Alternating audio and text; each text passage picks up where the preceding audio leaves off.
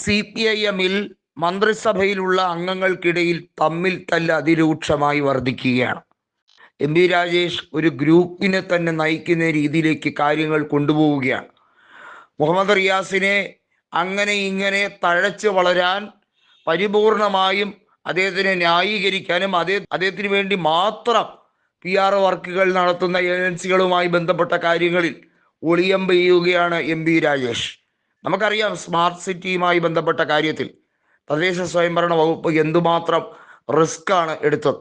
എന്നിട്ട് അതിൻ്റെ നേട്ടം മുഴുവൻ കൊയ്യാൻ മുഖ്യമന്ത്രിയുടെ ചിത്രത്തിനോടൊപ്പം മുഹമ്മദ് റിയാസിൻ്റെ ചിത്രമാണ് വെച്ചത്. അമ്മാവനും മരുമകനും കൂടി നിൽക്കുന്ന ഫാമിലി ഫോട്ടോയാണോ കേരളത്തിലെ ജനങ്ങൾ കാണേണ്ടത്, കണി കണ്ടുണരേണ്ടത് എന്ന വലിയ ചോദ്യം അതിൽ പ്രസക്തമാണ്. ഒരു കാര്യത്തിൽ വളരെയധികം ക്ലാരിറ്റി ഉണ്ടാക്കിയെടുക്കാൻ CPIM-ന് കഴിയാതെ പോയ